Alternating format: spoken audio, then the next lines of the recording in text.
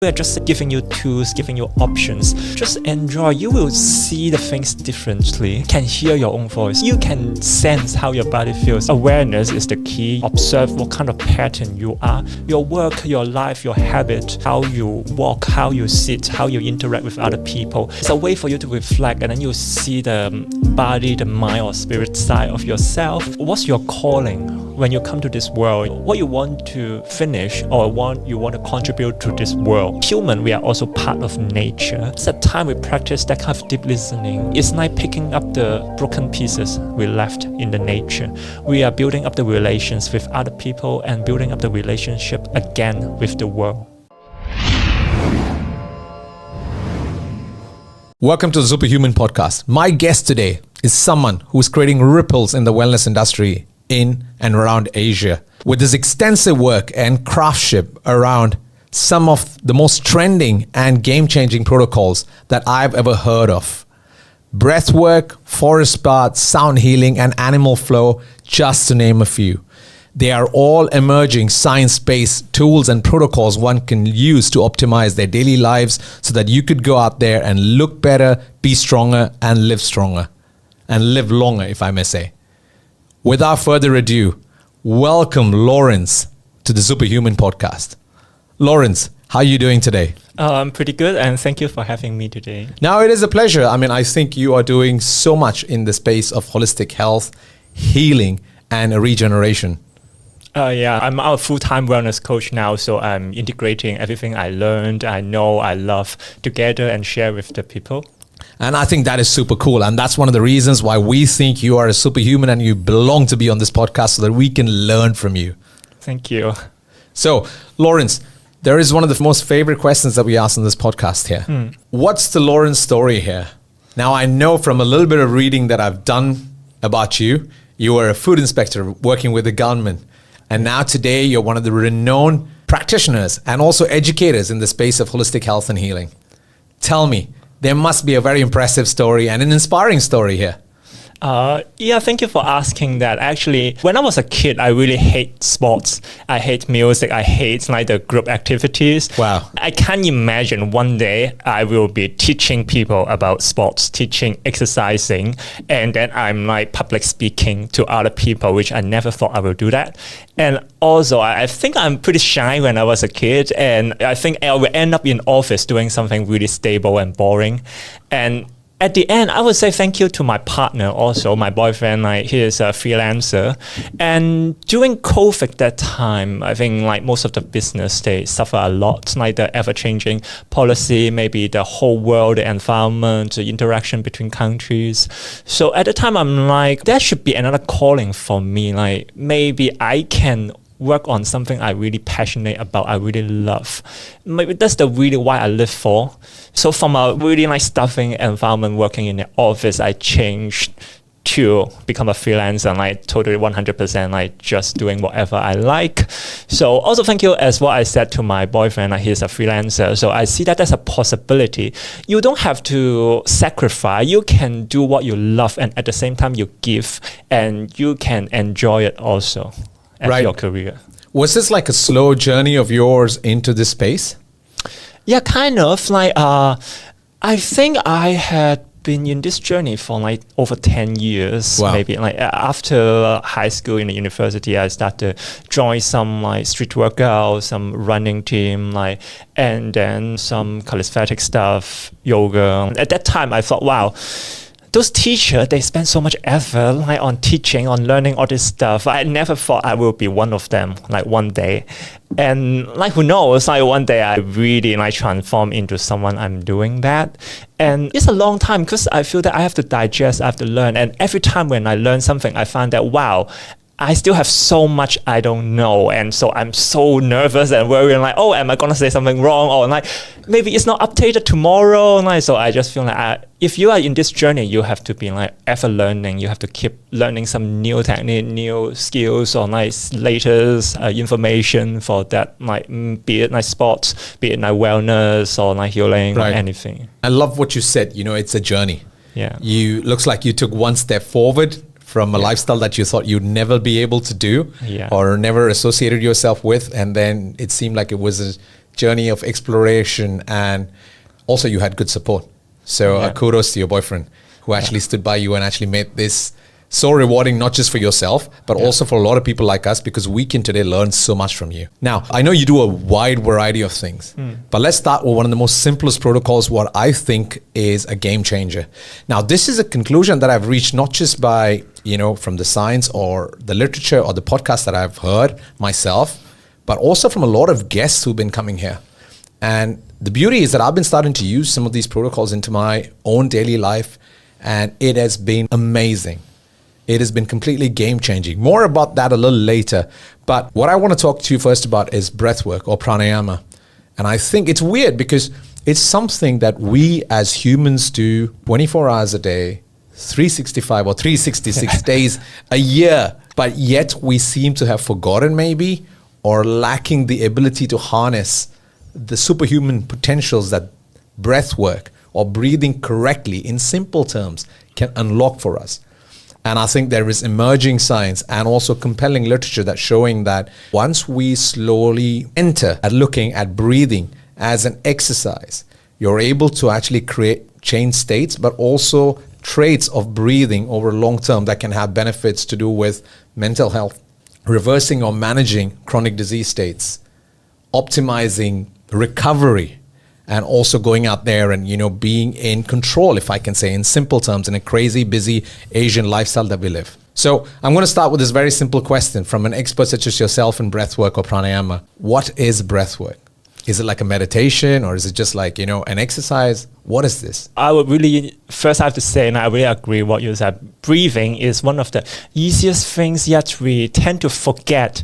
Like maybe I will remind you, okay, remember now, take a deep breath in, and then you will suddenly, I'm breathing. If I don't say that, maybe you don't know. You don't know you are actually breathing every second. It's very important. And it takes somebody to say that word deep breathing for us to actually be breathing deeply or diaphragmatically, which we'll talk about a little later, which is the way we're supposed to do it. Yeah, exactly. So I would say breathwork is something you can use breathing as a skills, as a technique that help you. Maybe you can train your breathing muscle, so get more healthier.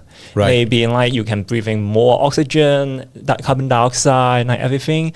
And maybe you can use that to achieve like meditation, calm yourself down, some energy level of work, or even for some kind of self-realization, self-love, some kind of practice. So it's a lot of different dimension. But the tools we use is breathing. Something really simple, just sitting down, you can already achieve this kind of things.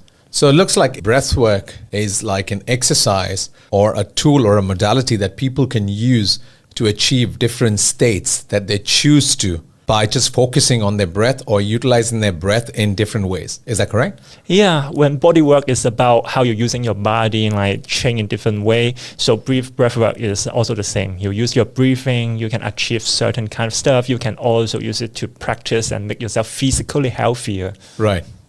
Yeah, because I think it completely makes sense, because breathing is basically you're encouraging blood flow throughout different parts of your body, and blood flow carries nutrients, and nutrients ensure that your cells have the fuel to actually perform when it actually needs to. Yeah, that's totally correct. Beautiful. So now just getting back to that question where, like the one thing that we often hear, like, there is breathing that we hear, and there's also diaphragmatic breathing. Yeah. So just for our audience, just to elaborate on this, diaphragmatic breathing. What is this diaphragmatic breathing that people keep talking about? When we talk about breathing, maybe you think, okay, I know how to breathe, like I'm alive, so oxygen come in, exactly. come out, like then that's it. But then actually, if you want to breathe, there are different muscles contributing to how deep you're breathing in, how much oxygen or how much air you're coming into your body.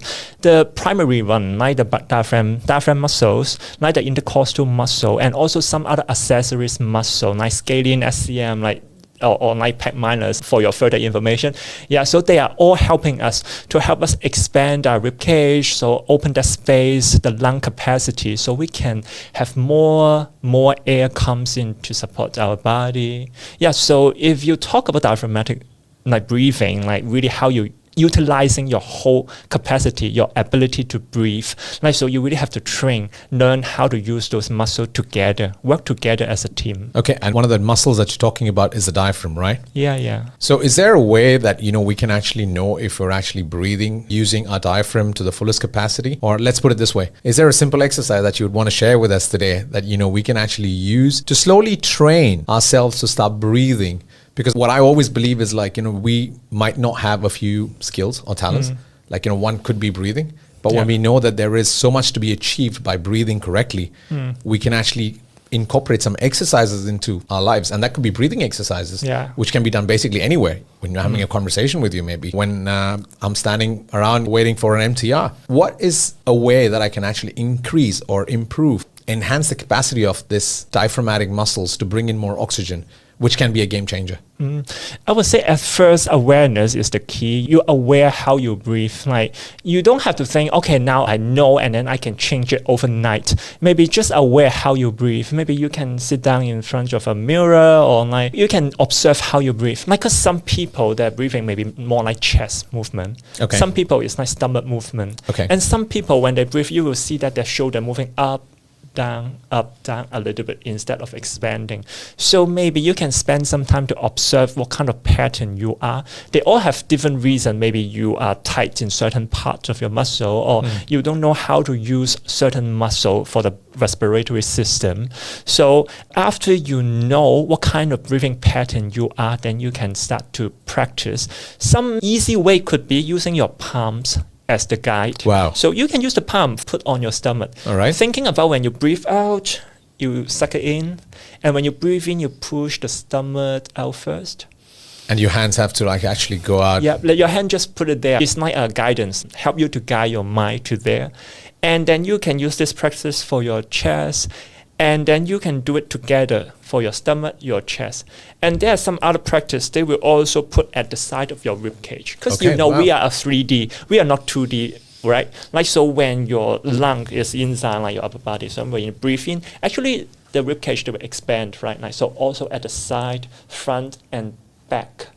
Also, sometimes our accessories muscle near our shoulder, our neck, they will help us to expand a little bit more space. Your palms is actually the easiest things as the guidance to put at the location. So you imagine like you want to expand the fullest, like 360 degree, then that would be really stomach, chest, and the side of your rib cage, even your back muscle and your neck, they're all expanding. Right. Yeah, I mean, this is the brief idea first. Like, if you really practice, there's also other tools. Maybe you can put a block and then lay on the bed to do that. It will be also be easier for people who are not sure, and then easier for them to feel it. Yeah. Right. I think it's like kind of building an awareness as to first how well you're breathing. Yeah. And then to have like, small cues, like just putting your hand on your chest and your tummy, and then just breathing. Yeah. Yeah. Exactly. And check, are you breathing to the fullest? Is your hands actually moving out and sensing, is that correct? Yeah. And maybe gripping your arms around your ribs, as you said. Yeah, and even just doing it right now, I can feel that, there is so much room of improvement, which I think is like, spontaneous, right? Hey, there is so much more. Yeah. And also what's really cool is like by breathing and bringing in more oxygen, we're actually shifting our immune response, basically. We're kind of moving from fight or flight, which is like, faster breathing, which is like... which kind of seems like the way we are breathing, especially when we're breathing through a mouth or, in a slightly stressful situation, where I think, and I've actually used this and hearing people, and I've seen immense benefit, is like I'm able to build a bit more resilience by, breathing to the fullest of capacity. And also I think like, breathing kind of like changes your posture also. And it puts your whole nervous system in a rest of digest state, where you have so much more resilience or bandwidth to maybe think and not overreact. And actually, diaphragm, right above diaphragm is your heart. And right under diaphragm is your stomach. Right. So actually, if you control it, expand and contract, you can slow down your heartbeat. Like when you're pumping hard and then you're angry. Yeah. You can try. Can you like angry at the same time you're taking a deep breath? I guess you can't do them at the same time. If physiologically, they attach to each other. Interesting. Yeah. So I would say breathing, in a way, that's the second part. Like other than you explore the breathing muscle, what kind of breathing muscle you are more leaning to, and what kind of breathing you are. And then you can try to see how breathing can actually change your maybe mental status or emotional status. Maybe you can calm yourself down, or like you can activate and like having a more energetic way of like living. Like you know, then that's the second part for breathing that help you can shift a people's status. So in your experience, using your experience and your knowledge, is there particular breathing that we can use? And this is personally for me, and I'm sure some of the viewers would love this too, because when I get up in the morning, I mean, it's natural. The cortisol levels are very high. The heart's beating a little faster than usual. And I do meditate every morning, which is like a protocol. But it also helps me connect with my inner state and also with my breathing. And I'm able to use that maybe now, listening to what you're saying also, to actually calm my nervous system so that I can also build some resilience and say, you know what, hey, things are okay. I can shift my body to a more rest and digest state from where I can perform better. And that also involves bringing the cortisol level down consciously by engaging myself in a practice, which involves a little bit of breath work. Now, that is just one of the basic things I do. I would love to know more from you. Is there something that individuals like myself or a busy individual in Asia can actually use in the morning when the mind is so distracted? Because I think if you start your day right, not only will you make your day better, but it can also enhance your sleep at the end of the night better. So it's a whole cycle of events that start with your morning. And maybe you can share with us some breath work that can help maybe just bring that cortisol level down by using an exercise. Yeah, sure. Maybe I can share some different breathing way. Like because everyone maybe they can, you can just choose. Yeah. So the first one we talk about our palms is the guidance, right? So sometimes when it's on the bed, when you just wake up, you can just take a deep breath in and think about checking, like a self-check with yourself. When you're closing your eyes, maybe you send the breath to your body. Maybe how do you feel about your palms, your arms, your shoulder, your legs of that day? Like you use the breathing to connect to different body parts and check with yourself how I feel today. Maybe there's certain area of my body I have to take care of. Like today, maybe I can take care of those parts more. I pay attention to maybe my lower back, pay attention to my shoulder, something like that. And then also you can then use your palms, rub your palms a little bit, generate some warmth, some heat, and then massage your muscle, like maybe the rib cage area, your pec minor around this area, your shoulder a little bit, just a little bit body massage, like give some warm energy. At the same time, just breathing in and breathing out. And this is one way, like body 3D, right? Like when you do gym, they have like the vertical side, horizontal, the sagittal plan. So sometimes you can also do the rotation a little bit. Rotation is always good for your spine, the stiffness. So maybe you can bring your leg and then rotate to side, and then taking inhale one side and exhale to the other side to warm your body part. This could be a body movement with breathing. And you can also, like what you said, the meditation part. Lately, I like one breathing with meditation. It called meditation for kids, but then I just like it. Like anyway, hey, we all want to stay kids, right? I mean, for the rest of our lives. If kids understand, you will understand. Exactly. Yeah, this one is like imagine there's a cherry tree blossom. When you sit down, you can just sit in your comfortable position. Visualize that you are like that cherry blossom tree. So you are growing tall, and when you're breathing in, the flower blossom, and when you breathe out, your leg is like the root going down into the soil. They might really stabilize yourself. So you can do it for 1 minute, and then like to feel that you're grounding, and at the same time you're expansion with a lot of fresh air goes in your body. This could be a visualization breathing way to start your day. Yeah. So these are two different ways. If you're more leaning into body movement to feel your body, or you're leaning more to like meditation and connect to nature, that kind of, so this is some example how breathwork can go into different ways. Oh, that's amazing. So either you can visualize and let your mind travel a bit for those people who are really good with visualizations. Or you said you connect breath work to your body parts and just asking, how are you doing today? Is there something, maybe I can give you a massage or a stretch. So if you know that a part of the body is sore as a part of using your breath to connect your inner states, you can always start that day with just releasing the tension around there so that blood can flow better. Avoid that pain or discomfort that can throw you off in the beginning of the day. Yeah. That is super cool. Now, I know you mentioned about connecting to your body parts, like, with using breathwork. Is that what is also referred to as body scan? Yeah, body scan. Okay. Kind of like when you close your eyes, actually you can sense how your body reacts. Even you don't touch it, you know if your palm is warm, if you're sore, maybe from the training yesterday night. You don't have to touch it. You can tell. Wow. So it's kind of like sensing yourself. And also that saves so much time in the gym rather than stretch and, release areas that is actually not in need. You can actually focus and release those muscles that actually need the care at that time, and maybe give that muscle a break that day and focus on another muscle area rather than run it off a script. Like, today is legs day, but when you can connect using your breath and know that your legs are still recovering and they need a little bit more time, they can actually work out on something like their arms or their back, a bigger muscle.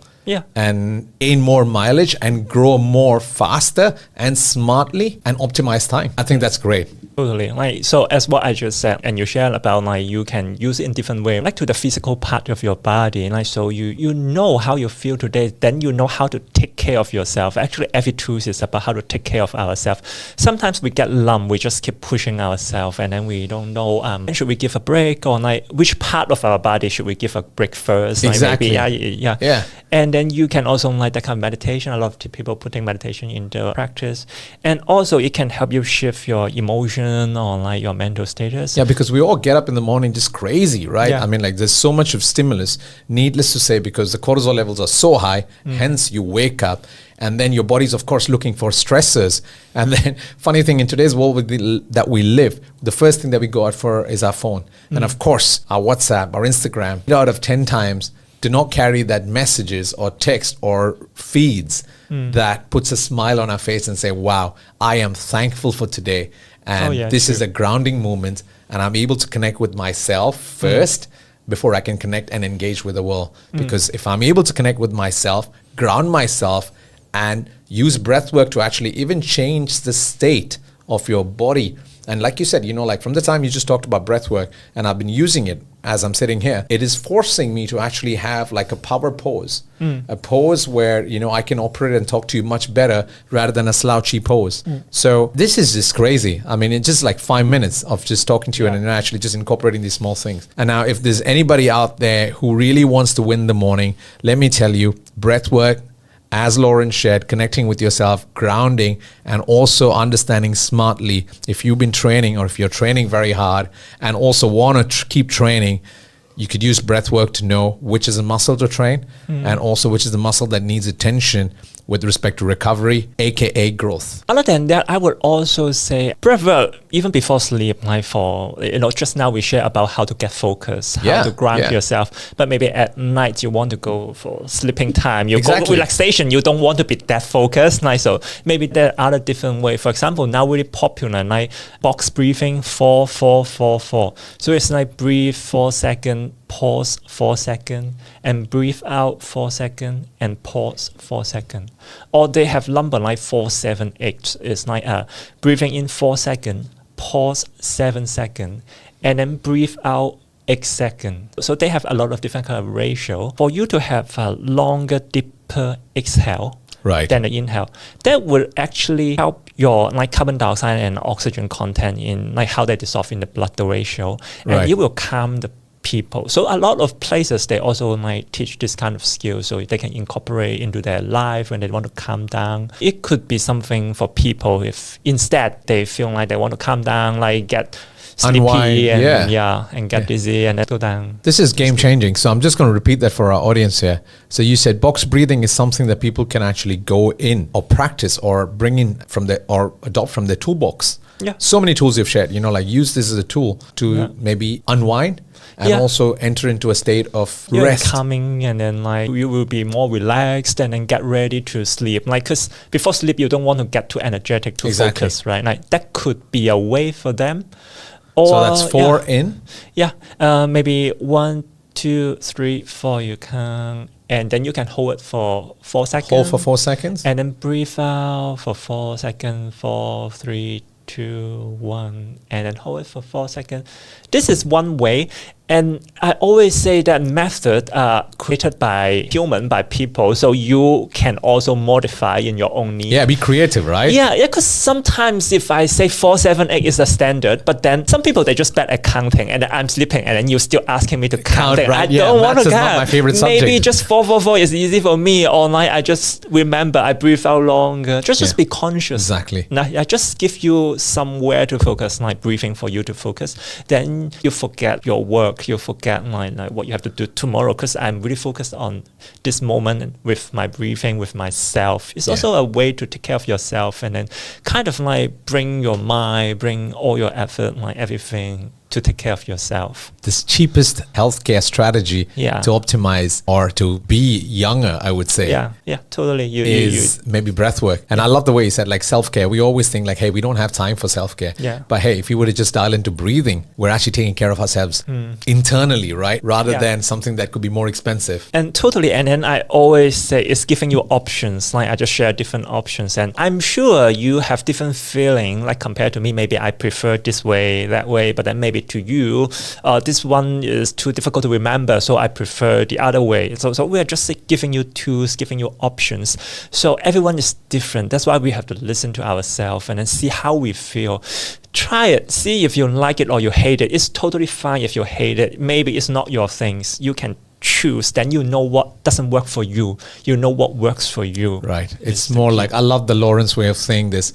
You're actually creating like an inventory. A toolbox where you have different tools. When you know that there is science backing breathing is working, I'm going to give you like 4 tools to start the day, and I'm going to give you a few tools to use at nighttime to optimize sleep, which helps you better the next day and, life therein. And feel free to use any.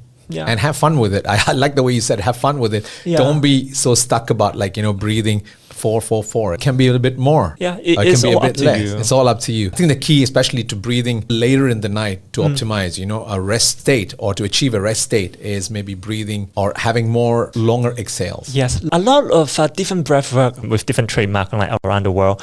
And a lot of time you can see is the inhale and the exhale, the proportion and the depth or like the ratio. If you want to go into a relaxing status, like maybe a longer exhale would help you. But they are breathing, like fire breathing in yoga, in some shamanic breathing, they will go really quick into trance states. Like that kind of breathing is more activating. Right. You can change the inhale, exhale, all different kind of ratio and stuff like to help yourself. But again, be the one who explore instead of listening to others. Because what works to me might not exactly work for you. You are the one who experimented, and then you tell us like, do you like it? Why it helps you, or it doesn't work on you? I love this. To summarize it, breathwork has a lot of benefits. When it comes to anti-aging, longevity, mental health, sleep, as you mentioned, and also optimizing your day. Just have fun with it. And it all starts with awareness as to what is your breathing state at the moment. Because I'm sure 100% that 9 out of 10 people who are actually listening to this or out there living their lives are not breathing correctly. Just knowing that and understanding that there are so many health benefits to just breathing right, and it's free, right? And can be used at any time. And it is something that you must exercise to actually make it a habit. And by doing so, you can achieve so much and have just an explorative and fun mindset when you take on this. And I think there's so much videos and audio out there that people can even use, right, as support, because nobody knows what's right. You go online now, there's so many different ways for you to get into your practice. Feel free to go YouTube or like any audio online and follow. Maybe they have like 1-2 minutes of practice. You don't have to be so harsh to yourself, like I have to like half an hour every day to do it. Maybe just 1 minute, 2 minutes. Like don't underestimate the power of a minute. I love that. Now, Lawrence, moving aside from breathwork, another area, I really love this statement, and this is just pulling off one of your quotes. To achieve well-being of the highest potential, one must ensure that 3 realms are in sync: a healthy mind, body, and spirit. And they're very much interconnected. Now, often in this world that we live in, we focus on our mind, because now that is a hot topic. We're just still scratching the surface there. But we seem to be, well connected with our body in some way or the other. But being a functional medicine practitioner, coach, and also knowing that there is a third realm, spirit, which not many people talk about. But I would love to know more from you as to like, how would you define this third realm, the spirit? Okay, thank you for bringing these questions and then how we interrelated everything. So just based on my personal experience, spiritual to me, I grew up a Christian background, and then I learn a lot about Buddha's stuff. And then also for wellness world, there's so many people talking about different new age stuff, like twin flame, or your inner child, or like different kind of stuff, or like your higher self. And to me, I feel like your spiritual is like, what's your calling when you come to this world? You want to finish, or you want to contribute to this world. That's how I define my spiritual side. Yeah. And when we talk about how our physical body, our mental, also our emotions, and the spiritual side connected, also use myself as example. Maybe before I stuck in an office, like doing something I don't really like. At that time, I don't even want to talk about my job. I don't even know what to share about. I know I earn a really nice, stable paycheck, but then I don't know what's my calling. And yeah, like I just feel like I'm diminishing myself, like feeling my self-worth is really low. I didn't create new value. You have that kind of low esteem for yourself, actually. Right. Yeah. So I would say my emotion and my spiritual, like, I didn't fulfill my calling. I don't know my answer on like what I supposed to do. Right. And it become like really depressed sometimes for me. And also for some people, maybe your physical or the mental emotion, they're all interrelated. Think about maybe every day your posture is like hunching your back, and then like you are looking on your phone. You might get a lot of pain on your physical body. Right. But sometimes when I ask you to stand upright, you don't know how to, because like your fascia system become really tight, everything tighten up. You don't even know how to. I don't know how my breath connected to my body. I don't know how my emotion connect to my pain, like, because maybe I feel sad every day because I have different kind of lower back pain, shoulder pain, but I don't know it actually related to my habit. Maybe also related to my work, because I'm sitting on a desk for 8 hours a day, and every day I have to move forward and in this form. So you can see your work, your life, your habit, it related to how you walk, how you sit, how you interact with other people. And this kind of experience, they will create different kind of emotion. Maybe you're happy about that, maybe you don't happy about that, but when you are aware of maybe one aspect, then you will find that they are actually like a chain. They will connect it to each other. Right. So you will dive deep. You will want to know more about how the other area can benefit yourself, or how you can change this situation. How I'll conclude that is like, spirit seems like the functional core of a person. And unless you're sure about what your core, like, it can be core values, it can be core emotions are at, or what state they're at, you would not be able to achieve much out of your outer, which is your body, or a little bit inner, which is your, up there, your mind. Because from what I understand now is like, and it kind of makes sense, is that in order for you to go out there, stand tall, be proud about what you're doing, it's your actions and your thinking has to be supported by your ground values and emotions, which kind of encompasses what the spirit is all about. Yeah, because today based on my own experience as well, you said I like how you put them together. Yeah, I feel proud of myself. I can really speak louder about who I am, what I'm doing, what's evident. My passion, and then how I can contribute, or how I can help, or work with you, or different kind of stuff. Yeah, but then before, maybe I just like to push people away, or and then I just feel bad about what happened to myself and stuff. So I feel like it would change your posture, change how you speak, actually change a lot of feeling. And yeah, so I feel like it's all interrelated. It's not exactly everyone works the same way.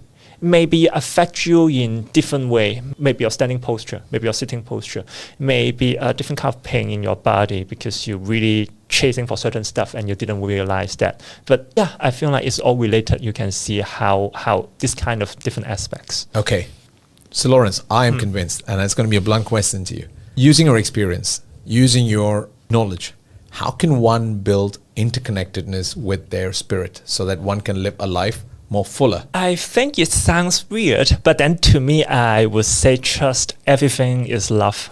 Like everything that show up in your life, there's a reason for it. Maybe you feel uncomfortable for certain change or certain relations or something happen, but it's a reminder, tell you have this kind of sensation, you have this kind of feeling. Maybe you will reveal yourself, you will reflect, like have some reflection about your current situation. Then you will find a way out, but you will want to change something. It could be your habit, it could be your work, it could be your relations, it could be your body. It could be how you see the world, your belief system, everything. It's because of something uncomfortable in life and it pull you, like it keep triggering you. Then you find that, okay, maybe there's other way out. Like maybe my true calling is this side, or I can change a little bit to see other possibility. So yeah, everything is love. Everything happened for a reason, to show you that there's another possibility. Maybe it's time for you to see the other side. Right. And also awareness. If you are really lump, you just like surrender, like, okay, I accept. Like that's me, okay, I'm not gonna do anything. Then maybe you never know there's actually another door opened for you and it's ready for you. So be aware, like need any choices. There's choices. Okay, and do you think nature helps? Yeah, totally. Like especially during COVID, that time when everybody like wearing a mask. During that time, so many people go to the country park because you don't have to wear a mask in the country park. Like so many people go there to get the fresh air, to feel connected to other people or connected to the world. Yeah, I totally feel like nature plays a big part for human, for how we grow. Talking about being in nature, I know you are an individual that advocates forest bathing and also what is referred to today as forest therapy. So for audience and our listeners and our viewers who don't know much about forest bathing, can you define what is forest bathing? Okay, so or forest therapy? Okay, so forest bathing, this term, like some people find that like, oh, is it like bathing in the nature, like jump into some water or waterfall? Actually, it starts from, I think, 1980s from Japan. There's a term called Shirin-yoku. Okay. They found that they take the people to countryside, to forest, and the people's mood, their blood pressure, everything like improve, like go back into a steady pace. So they found that actually in the nature, there's some kind of chemical called phytoncide. Phytoncide is a chemical that the plants excrete into the air to expel like bugs, fungi, bacteria, that sort of thing. It's like their natural defense system. Wow. And that things, if people, human, we absorb it, it actually help our immune system. It boosts the white blood cell, the NK cell, to help combat bacteria that come into our body. So when we talk about forest bathing, yes, we are bathing, we are submerging in an environment. It's full of good stuff from the nature. Less pollution like the city. There's also good things like the phytoncide. There's nice air, and also we feel relaxed and slow down our pace in the nature. So forest bathing, they base on this concept and derived it now. It's not just about going out and then just stand there and absorb all those good stuff. In the forest bathing, the practice, we will use a different guide to help people to connect to the nature, some kind of like the senses meditation. You will explore to hear, to listen, to smell the world around us. We will walk around in the park, a guided sand walk kind of, and you will slow down and see everything in the nature.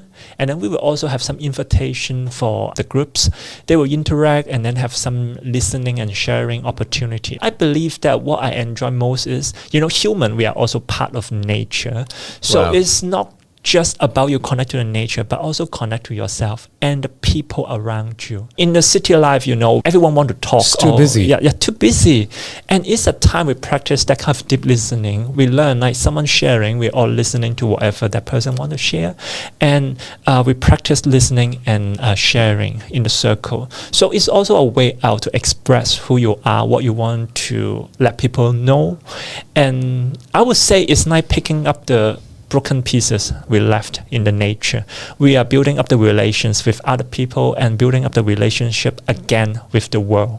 And in many ways, I can sense that it is a way or a tool that one can use to build interconnectedness with that spirit or that inner core person that you actually are. Yeah. Totally go back to the nature, and we do different kind of guidance to help people be connected with nature. And when you talk about anxiety, about depression, I have a personal story, which is my mom. At first, when I quit my job and then like giving her pressure, like why you quit that job? Yeah, and then also at that time she retired. during COVID. You remember during COVID that time? You can't have like more than 2 person or like 4 people for the group gathering. Like you can't even have farewell. You can't even say goodbye to your friends and stuff. So many changes during that time. And she got diagnosed with some depression by the doctor. So I took her for my forest bathing trip also. So at that time, she looked at one of the tree and then she went there and then touched that tree and she cried. She said she saw that the tree got some black marks also. It's like a little bit rotten at certain part. And then she cried. She said she feel related to that tree. They are all in the process of healing. They got injured certain part in their heart. And she want to get better with that tree. So a lot of time in forest bathing is about experience, about like relational healing, about stories telling. You know, in modern society, a lot of time is so much about the rational side, point form, PowerPoint, like to the point. It's just systematic. But storytelling and poem is a long lineage in our human society. We pass through wisdom through that. For example, like when you are a kid, you're reading like the Three Pigs and the Wolf, or you read Snow White, all stories, they all have some kind of wisdom want to tell you. Maybe be hardworking, maybe don't trust the evil people or something like that's some meaning for you. Even the Bible, Buddha's scripture, they always have a lot of stories like to tell you, to share those wisdom. If I just tell you, if you want to be a brave person, 1, you have to be like that. 2, you have to be like that. It's pretty boring, right? Sounds like a PowerPoint. Yeah. So always it's about story. In the nature, we listen to each other. Like no matter what you feel, you're totally entitled to that, and you share with us. That's all okay. So we are creating that safe space for people to express, to tell us your story, or like how you feel, or my mom's experience, and then for what I heard from other people. It's more about how we related to each other. From their story, we see the reflection, we see part of us there like shining through. Wow. I think, and I also think that, you mentioned countries like Japan and also Taiwan, but I think there's amazing forest works in Hong Kong. And needless to say, this is something that if you're living in Hong Kong too, you can easily have access to. Yeah. During COVID, the BBC, they interviewed some forest bathing guy around the world. And you were there too. Yeah, because they were surprised, like during COVID and in a small place like Hong Kong, how you do forest bathing. So that's pretty interesting. I'm always so proud to share with people. Hong Kong is one of the best if you want to do forest bathing. I went to America last year, for example. I went to Joshua Tree Desert. It's one of the national park. I have to drive 3 hours, 4 hours to the national park, and then drive half an hour to the head of the trail. So if you don't have the luxury, you don't have a car, you don't have the time, you can't spend that time to there. Imagine those poor, like maybe family, they have to work, like how they take their kid to there. But in Hong Kong, no matter where you live, maybe New Territory, Kowloon, Hong Kong Island, wherever, there's a mountain, there's a country park, even there's a garden, beach next to you. You just, like, even you can just walk there, like, to spend your time in whatever calls you, maybe the water, the ocean, maybe the forest, like so much choices in Hong Kong. And maybe one key ingredient that they should not have in that journey is maybe their phones. Yeah, totally. I think so, yeah. That could be very distracting to connecting with your inner self and the nature. Yeah. That's totally. You don't want any tech there, right? Yeah, like it's a time to talk to each other. So you also mentioned that forest bathing and forest therapy. You are a certified instructor now to actually carry out this experience and help people to achieve that states of healing with forest therapy. Is that correct? Yeah. Is ANFT is from the America, and then they have trainer all over the world. So it's like hybrid mode. There's online training, there's face-to-face training together. So we train certain time online meeting gathering, and then also we met in Japan for the immersion camp and stuff. So we get to meet people from all over the world. I've trained like from Hong Kong, from Singapore, and then from Japan, from America. Like it's kind of like seeing the world through different people's eyes. I love this. And this is again one of those tools that I can actually have in my toolbox if I'm going through those states of anxiety or depression. And let me tell, and one thing that I always tell to my friends and also viewers and listeners is that these symptoms are not to be taken lightly, because they are the precursors to something that can be as bad as a chronic disease. And by engaging in something as forest bathing or just being out in the nature without your device, maybe with people you love or even with a stranger, and connecting and having a conversation is healing. I love that question because some people will think, oh, do I have to go to a forest? Do I have to go to national park, country park? Actually, I would say forest bathing is also a tool. You can use it anywhere. I even have an indoor forest bathing experience with some plant stuff, brought some tools and then some plants from the nature to share with the people. Or you can also do it with in a garden or the complex next to your home. So it's a skill set. You just slow down using all your senses, your felt senses, your hearing, your smelling, all the way to connect with the world. And as what we said, is a way for you to slow down your pace. In Hong Kong, I think Hong Kong is like the top 2, 3, maybe top 1, like how quick the people walk, how quick the people interact, or like they have rushed to the next destination. Crazy busy Asian lifestyle, as I say. Yeah, so just slow down. You can walk even under your home, in a garden, in a park. So just enjoy. You will see the things differently. And also, I think switching that around works because different trees and also plants have different phytocytes, right? Yes. And then bringing in the variety, just like bringing in variety food, can be healing and therapeutic in different formats. I would say, phytocyte is a group name. So different trees, they have their own phytocyte, like the redwood or the cedar, like different trees. For that part, I think Taiwan, Japan, Korea, they're more advanced. They have a really huge forest area. So they even have the resources. They will name like, okay, this mountain, they are really good for this kind of phytocyte because they have a huge group of maybe redwood or the cedar or different kind of pine tree. Then maybe some are more activation, like more make you like feel cheer up. And there's some more calming yourself down. So they're different. It's fun. You can even travel and then make that one of your plan. I love how you said it because in Hong Kong right now, everybody's traveling, and especially Taiwan and Japan seems to be the hotspots. Oh yeah. So we can't get a ticket on those flights, mate. So I think, just incorporating that as a part of your plan. And I love the word that you use, fun, because to me, it just sounds exciting. Oh, thank you for mentioning fun. I almost forgot. There are 2 things I want to share. Okay. And it's something fun. Like meditation doesn't mean you have to like go into a zen status. I have to sit like a rock. You can be like a way to explore and fun and interact with people and the nature. You just slow down and look around, smell, to listen. This can be a mindfulness practice also. Also, when you talk about Taiwan and Japan, last year I went to Taiwan, to Alishan, and in Taitung, the area, I took a taxi and the taxi driver asked me, oh, are you going to the forest area? Because I'm going to one of the forest area in Taitung. And then he said, okay, remember, spend longer time. There's a lot of phytoncide and it's good for forest bathing. I mean, a taxi driver in Taitung, he told me that.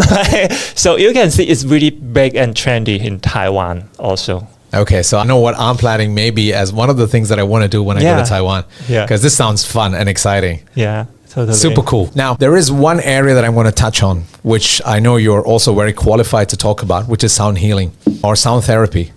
I have personally used sound as an amazing tool or a biohack to enter stages of focus and also stay in stages of focus. But you've been using sound as a therapy or as a modality for healing. I mean, wow. Let me in on it, buddy. Yeah, so sound healing, I think a lot of people now see like singing bowl or gong in your yoga class. Yeah, it's like trending. It's very trendy. So I would say some people will think like, okay, sound, how to heal you, like how will you feel better through sound? Imagining if you live near a construction site and then they have construction work every day and night. Can you imagine how you will be? Maybe you will get very anxious, nervous, and even like not enough rest and getting grumpy or angry, right? So you can see sound and the vibration, it can actually change a person. And if you're listening to soothing music and sound, a lot of people, they play like the white noise, the sound of ocean, or sound can always help you to create some kind of atmosphere to help you shift the status of your brain, like the brain wavelength, to help you calm down and then get ready for rest and sleep. So I would say sound healing is a way for you. Maybe you can shift your brain wave from a really active gamma wave, like consciously thinking, replying, planning, getting into a wave that get ready to sleep, really relaxing down and then unwinding. So which is like a healing state in itself, right? Sleep. And also it related to the sympathetic nerve system and parasympathetic nerve system. When you get into that status, your body start to heal. People, now when you are working, you are in a fight or flight mode. You are ready to run, you're ready to react, ready to to fight back or to respond. So at the time, most of your blood going to maybe your limbs, your muscle. Right. They don't go that much to your digestive system, other organs to process. But then when you are in that status, they start to process. You can excrete the toxins. You can really process the internal organ. So it's at that time, it's also a healing process. So your body recovering. But in a modern society, especially Hong Kong, I also worked in office before. We are always on call. Maybe there are people text you at 11 o'clock and telling you tomorrow 7 a.m. Remember, you have to hand me this. Then you are getting so anxious. Even your sleeping time, you're thinking about tomorrow. You are planning. How can you have that moment for your body to relax? So sound healing could be a tool for you to just slow down, relax, and then change. Just you don't have to talk about if it related to aura or related chakra. You don't even have to mention that yet, but at least it will make you feel more comfortable to lay down, to relax. That's amazing. I mean, you've shared with us today so many tools that you can put into a toolbox and basically have fun with. Breathwork, different forms of breathwork for the day, for the evening, and using nature as a way to connect with your inner soul. That's the device, all right? Of course, without the device, walking around in nature without it, the tech, if I can say, and I'm sure everybody knows what is the tech that I'm talking about. And also using sounds. And again, sound is inexpensive because I think, especially what I use, the binaural beats and also a white noise, brown noise, or pink noise are all free. These are all free modalities that I can engage. And I love how you said you can also use sound to actually shift the states and bring about rest. Now, that is something that I'm really, looking forward with an adventurous mindset to go and say, hey, can I use actually sound to actually shift from a really wired up state, maybe after doing this podcast, I'm really wired, and then to a state where, I can actually shift my body to rest and digest mode and unwind.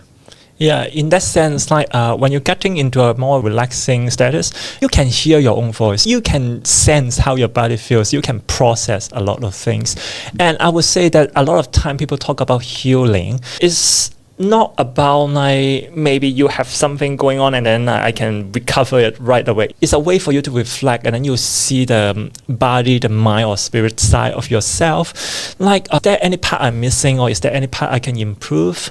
When the pipe they are stuck or choke, we are not just about removing the rubbish inside, but also we will see why they're stuck there. In the first place, right? Yes. So I would say a lot of healing process or way is about to reflect on yourself, to see different status, your different aspects of your life. Is there a certain way you can change? You can bring your awareness to that side, and then you don't have that in the future. Your pipe become larger. You don't even have that kind of stuck in your life anymore. Right.